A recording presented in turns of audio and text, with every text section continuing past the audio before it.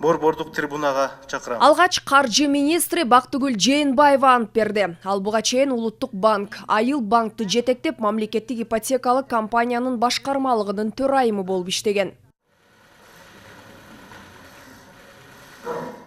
Надо начинать с тех приоритетных направлений, которые... Албетте, буга чейин өкмөт тарабынан улуттук стратегиянын негизинде бекитилген пландар биринчи аткарылышы керек. Сот укуктук реформа жүрүп жатат. Бул багыттагы алып барылган иштерди каржылоо, санариптештирүү иштерин каржылоо приоритеттүү багыт болуп турат. Мен жумушту мына ушул маселелерди аткаруу менен баштайм. Ант берүү үчүн Кыргыз Республикасынын транспорт жана Андан кийин транспорт жана жолдор министри Жанат Бейшенов ант берди. Ал 2005-2006 жылдары аталган министрликте биринчи орун басар болуп эмгектенген. 2017 жылдан баштап Евразия экономикалык комиссиянын темир жол транспорты бөлүмүн жетектеп келген. Коомдо айтылып калбады, коррупциялашкан же эметилген. Аны только жаңы технологияларды киргизсек, ошон менен эле ошол бир жол, башка жол жок. Мамлекет башчысы жаңы өкмөт мүчөлөрүн ант бериш менен куттуктап, министрлер буга чейин жооптуу иштерде иштеп, аздыр көптүр тажрыйба топтогондорун, тажрыйбасын жана билимин колдонуп, эл күткөн ийгиликтерди алып келерине ишенгенин белгиледи.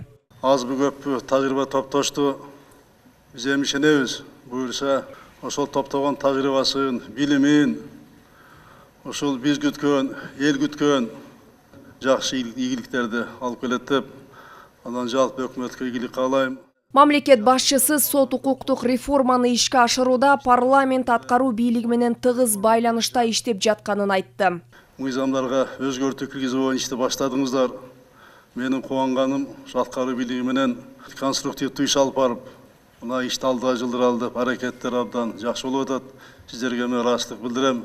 Жыйындар залында канчалык сын пикирлер, ар кандай ойлор айтылбасын, сот укуктук реформасы сыяктуу олуттуу маселелерди чечүүдө бийлик бутактарынын ою бир жерден чыгышы керек дешет эл өкүлдөрү. Сот укуктук реформа боюнча мен ойлойм, парламенттин, аткаруу бийлигинин, сот бийлигинин и президенттин позициясы бир жерден чыгыш керек. Анткени бул мыйзамдар, бул кодекстер жалпы адамдын укугуна, адамдын кадырына, дөөлөтүнө, баркына багытталган мыйзамдар да. Ошондуктан азыр мына саботаж жүрүп атат.